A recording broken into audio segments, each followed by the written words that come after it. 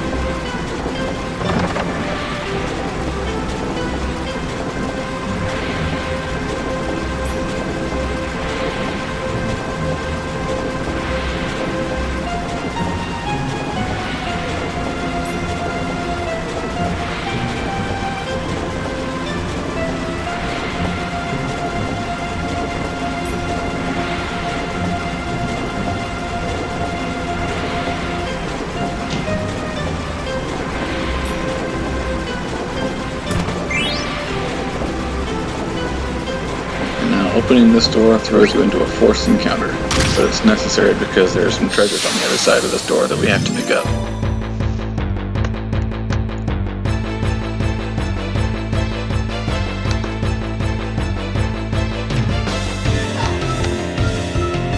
Now I happened to be lucky and got a quick L1 and R1 escape. The game checks if you're able to escape once every second that you're holding down the L1 and R1 buttons. And at level 1, against these ghosts, the chance of escaping is about 3% every time that it checks. So to get that right away, we're really lucky.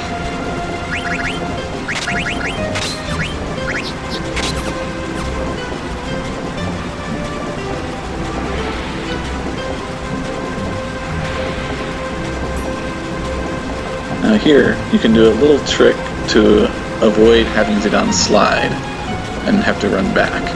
If you walk right before the point where he does that, you can save about a second or two. If you time it perfectly, you can have Zidane just stop right at the precise moment where he wants to look through the window. And that can save about 2 seconds if you do it perfectly. But it's no big deal if you miss it. Just something that's nice to try.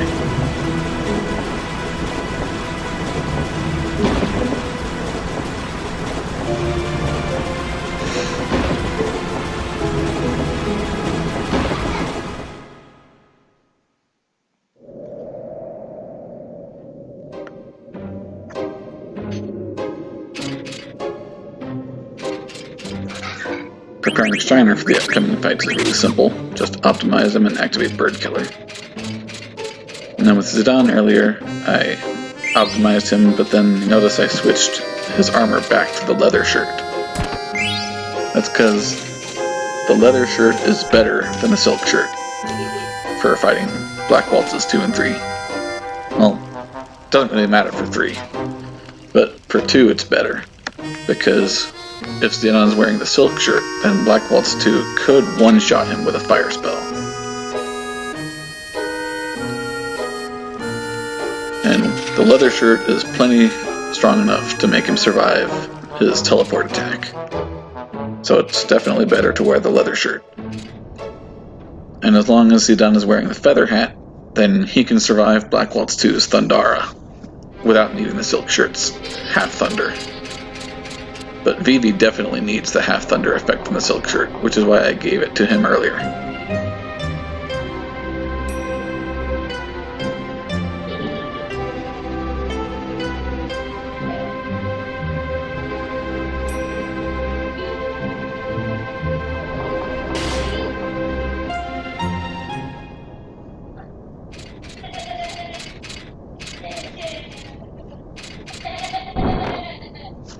Make sure you choose the second option here because it's faster than the first one.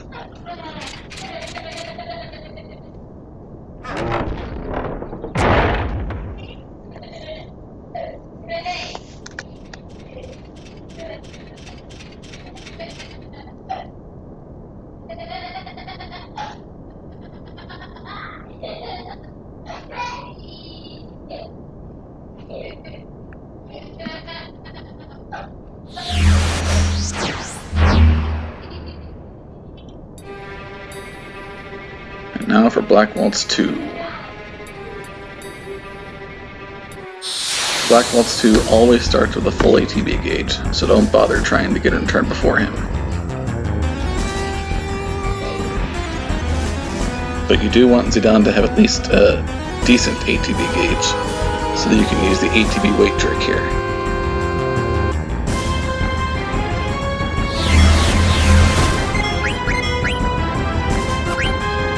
And critical!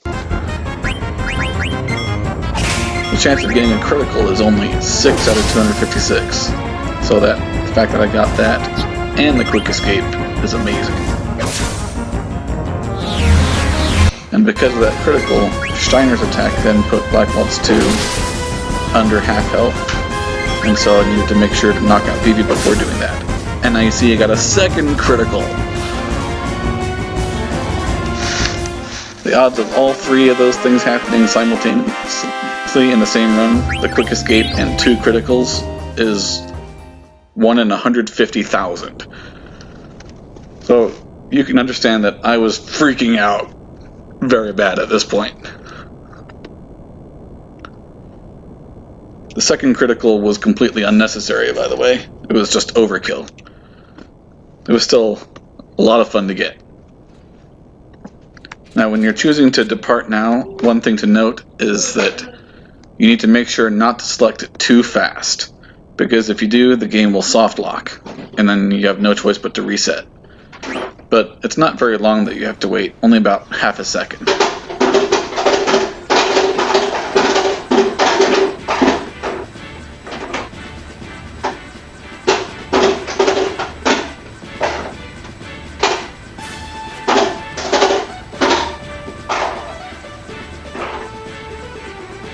And now we have the most FMV heavy portion of the game, I think.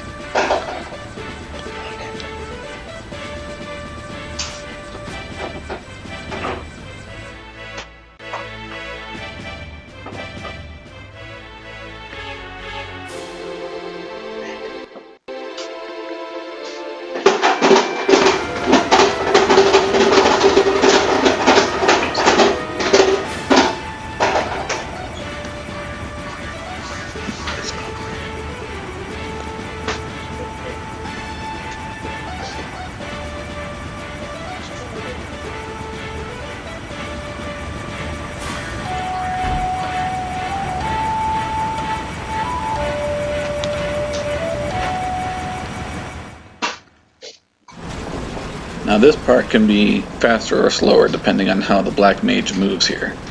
Usually it doesn't move before Vivi starts heading back to you, but if the Black Mage heads towards the back of the screen, it can make this portion take a lot longer. And it's purely RNG based.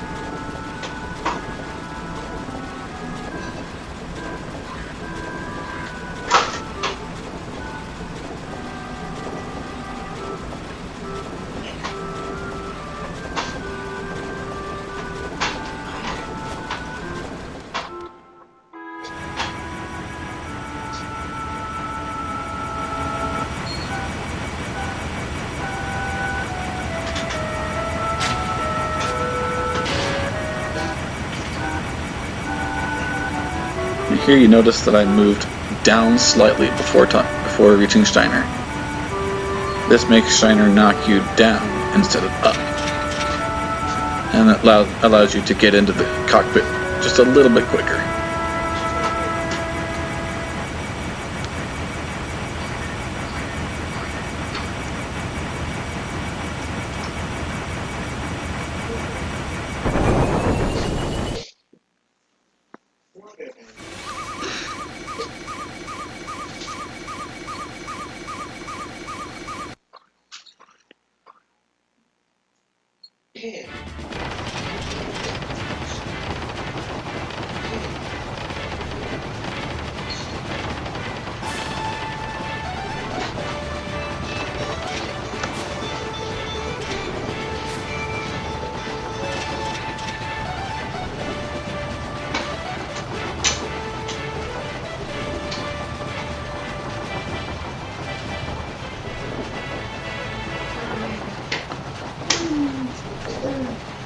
My boys Reagan and Adam say hi. You can probably hear them playing in the background right now.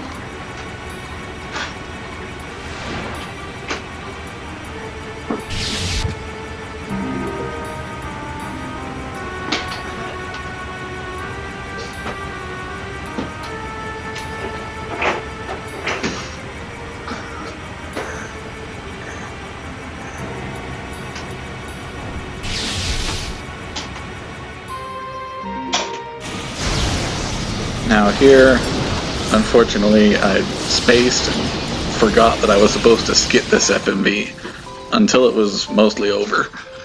So I lost pretty all the time that I gained from my amazing luck, plus a few extra seconds.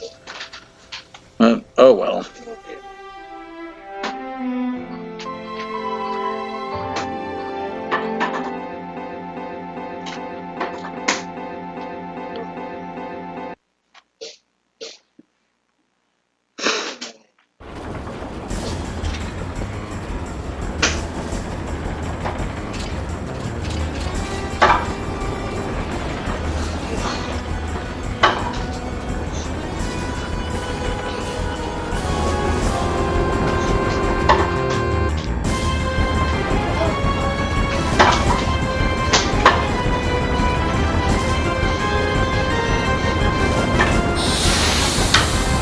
Now for Black Ops 3.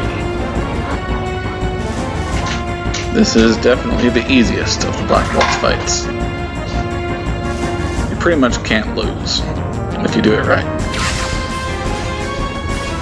Since everybody's ATB gauge starts empty in this fight, Zidane will always go first because he's the fastest. And so he can get his attack off, which causes Black Ops 3 to float into the air. Normally Black Ops 3's turn would come next, but that floating animation places Black Ops 3's turn at the bottom of the queue. So if Steiner and Vivi have queued up their attacks already, then they'll get to go before Black Ops 3.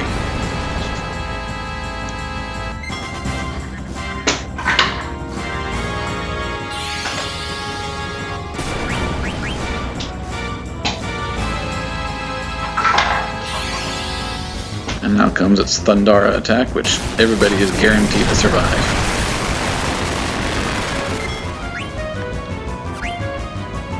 Now I prepared for an ATB weight trick here to see if to do an extra steal attempt, because I wanted to make sure that I got the steepled hat.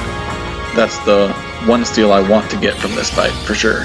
But since I got it on the first attempt, I decided not to bother taking the risk in case I messed up. And so I went ahead and just finished it.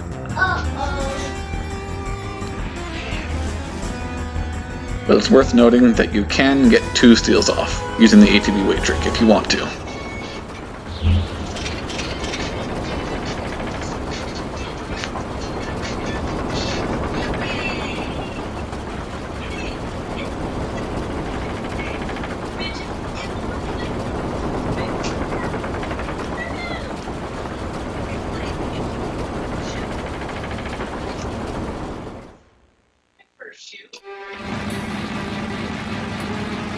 So now that it's just some boring scenes, I'll go over how the Black Ops 2 fight should go if you're not lucky enough to get criticals.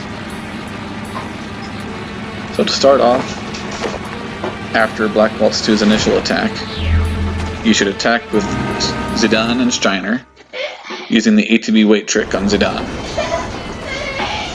And then when Zidane's second turn comes up, you need to select attack right away. Well, before you do that though, you need to make sure Vivi is dead, because Black Ops 2 has to target Vivi on his first turn.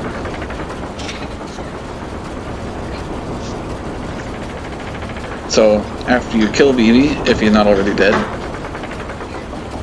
you do Zidane's second attack, and then immediately open Dagger's menu. Because you need to make sure that Zidane's attack lands before Black Ops 2 selects his next command. Because if Black Ops 2 is able to select the command, then it has a valid target, and so it will use its fire counter. But as long as his current target is dead, then the fire counter is skipped.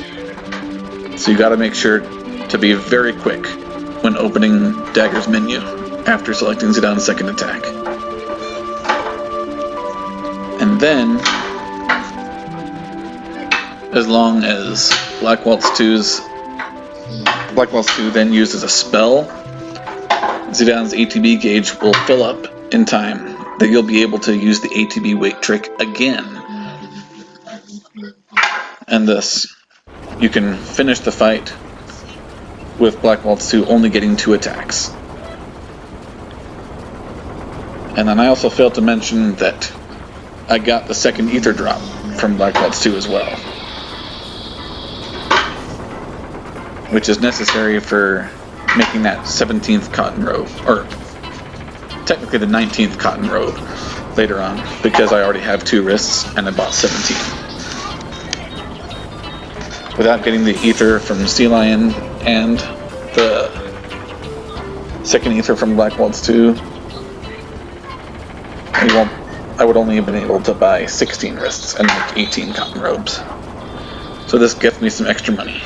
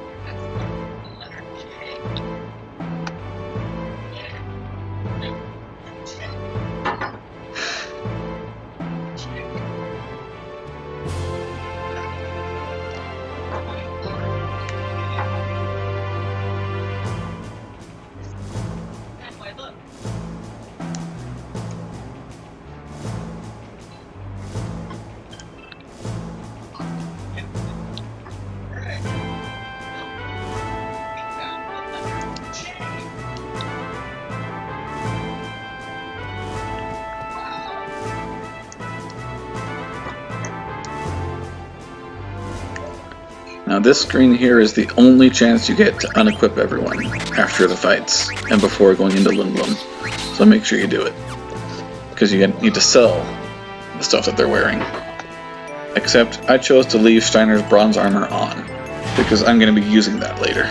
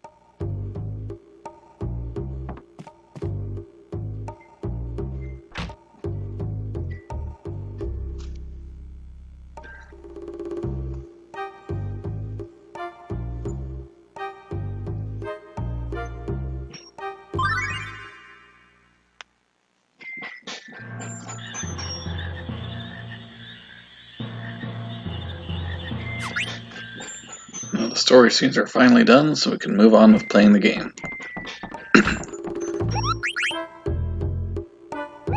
Now, I choose not to save at the end here, because segment 9 has nothing whatsoever that's random. So I just forge ahead and go through all this next segment as well.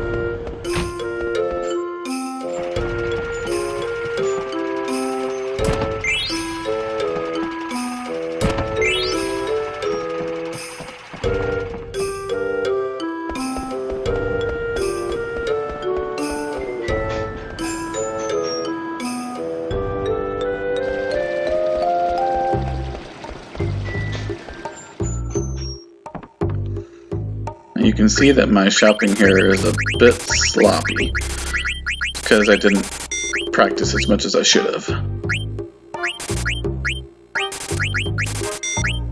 But even with the sloppiness, I still save more time than it would have cost. But let me put it differently. It cost me less time to be sloppy here than it would have to save. And I also panicked there for a bit because I thought that I didn't have enough gil to buy everything in the synthesis shop, but I actually do. So it was still worth it to skip the save because that sloppiness cost less time than it would have to save.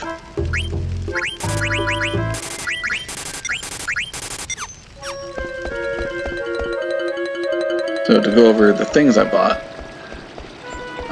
a Mage Masher because that's going to be useful in an upcoming fight, which I won't spoil right now. Along with the headgear, that'll be useful in the same fight.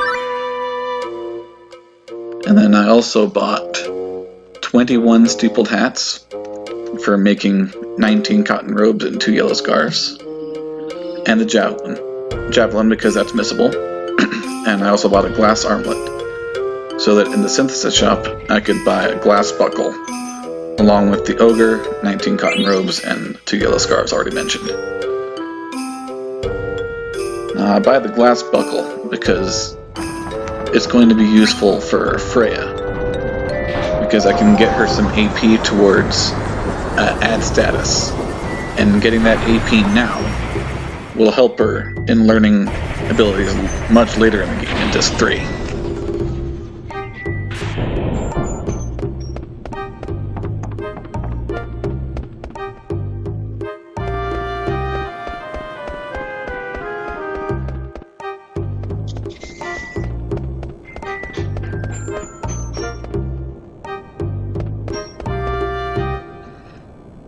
And here you have to talk to the lady in the purple and blue to trigger this sequence of events. Talking to any of the other girls will just have a quick conversation and that'd be it.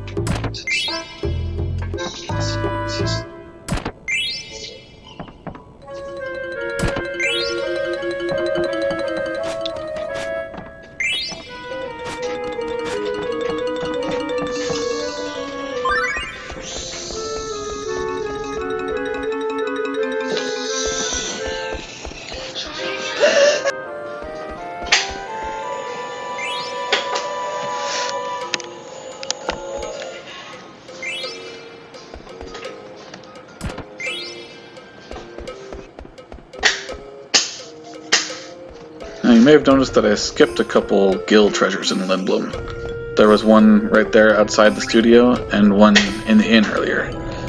These treasures are not missable, and they're only like 100 or so gil each.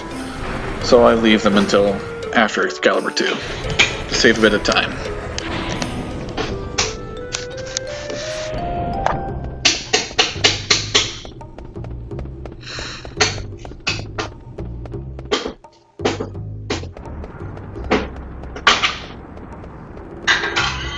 Now for the last bit of treasure collecting before we head to the castle, we gotta loot the industrial district. This is the only time we'll be able to visit the industrial district, so gotta get it now. Spoilers.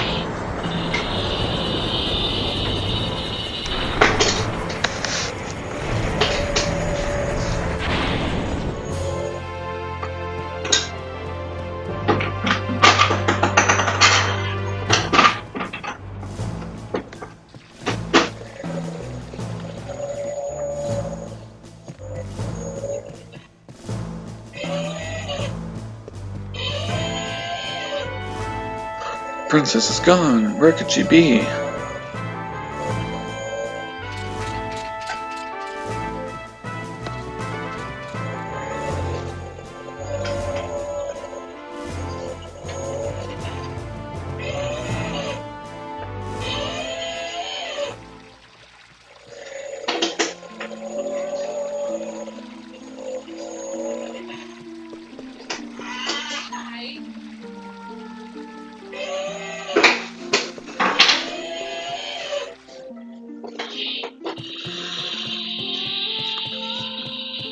to beat up an unfortunate, unlucky guard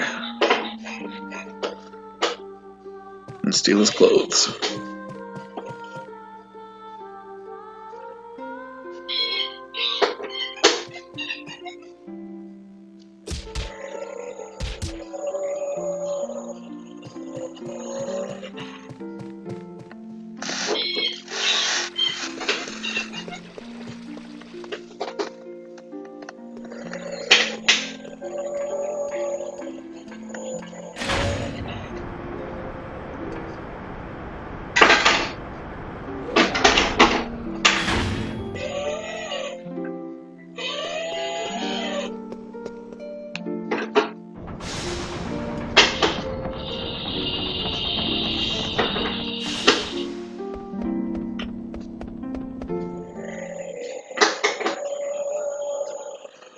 One more FMB to close out this part.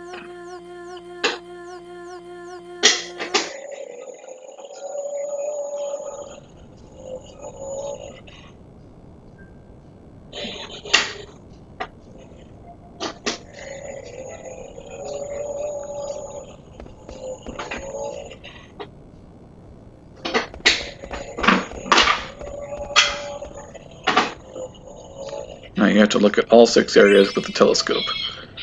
It's easy to accidentally look at the same one twice. Or even 3 times, as the next one shows.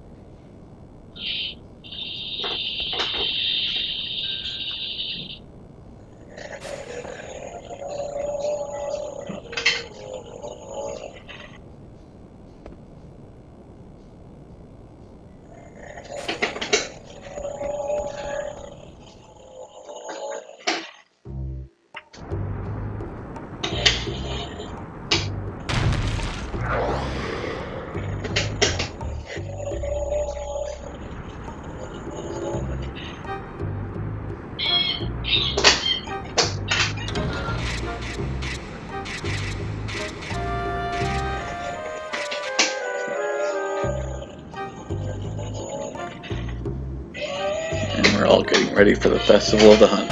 That's going to be coming up in the next segment.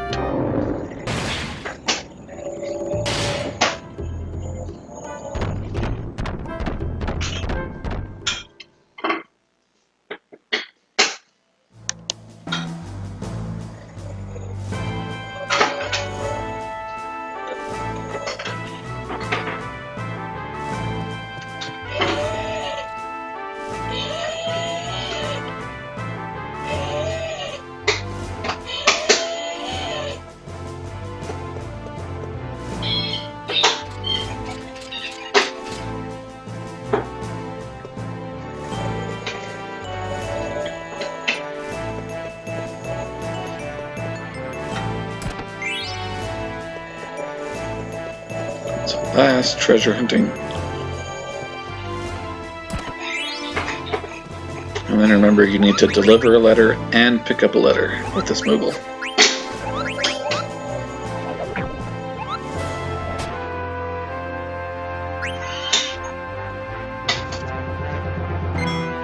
And we finally save.